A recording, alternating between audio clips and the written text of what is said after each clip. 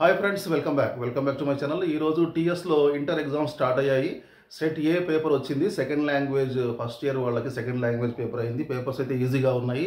Set ఏ, set B, set C ఇలా 3 sets ఉంటాయి. ఇందులో ఒక సెట్ హార్డ్, ఒక సెట్ ఈజీ అంటూ ఏది ఉండదు. అన్నీ మోడరేట్గా, ఈజీ టు మోడరేట్గా ఉంటాయి తప్ప ఇది హార్డ్, ఈ సెట్ వస్తే చాలా హార్డ్, ఈ సెట్ వస్తే ఈజీ అలాంటిది ఏమీ ఉండదు. డ్రా ప్రకారం ఒక సెట్ని తీస్తారనమాట. మార్నింగ్ 7 o'clock పోలీస్ స్టేషన్లో అక్కడ బోర్డులో డ్రా తీస్తారు. ఆ ఇన్ఫర్మేషన్ని అక్కడ దగ్గరలో అన్ని పోలీస్ స్టేషన్కి కన్వే చేస్తారు. పోలీస్ స్టేషన్లో మీ పేపర్లు ఉంటాయి కాబట్టి దాన్ని బట్టి వీళ్ళు ఈ డిఓ వీళ్ళంతా సిఎస్ వీళ్ళంతా ఏం చేస్తారంటే ఏ సెట్ అయితే వాళ్ళకి మెసేజ్ వచ్చిందో ఆ సెట్ పేపర్ తీసుకొస్తారనమాట. ఇంకా 2 సెట్లు మిగిలిపోతాయి.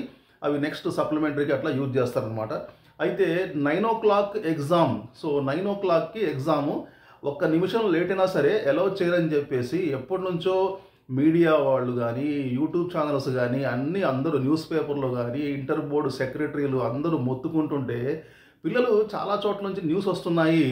లేటుగా వచ్చారు 9 తర్వాత వస్తున్నారు. అసలు ఎందుకు వస్తున్నారు? ఎగ్జామ్ అంటే కూడా భయం లేదు. ఎగ్జామ్ అంటే మీ కెరియర్, మీ లైఫ్, మీ భవిష్యత్తు ఒక అర్ధగంట గంట ముందు ఉండాలి.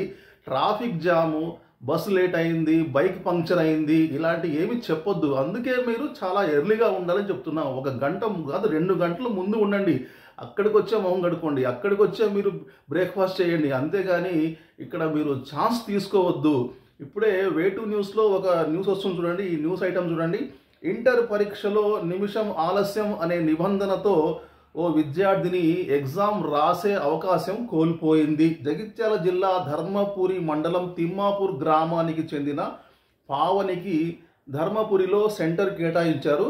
9 o'clock 9 లోపు ఎగ్జామ్ సెంటర్కి చేరుకోవాల్సి ఉండగా పావని 9:09కి వచ్చిందనమాట. అంటే ఆల్మోస్ట్ 9:10కి వచ్చింది.